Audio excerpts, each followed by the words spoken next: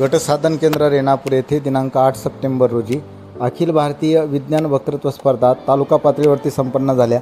यामध्ये कृष्णा हेमंत सोनवणे जनता विद्यालय पोरेगाव प्रथम आला, तर किरण जगन्नाथ भंडारे श्रीराम विद्यालय द्वितीय, आनंदी सूर्यवंशी रेणुका पब्लिक स्कूल रेणापूर तृतीय, तर कल्याणी नितीन पाटोळे माध्यमिक आश्रमशाळा रेणापूर प्रोत्साहनपर या ठिकाणी पारितोषिक मिळालं।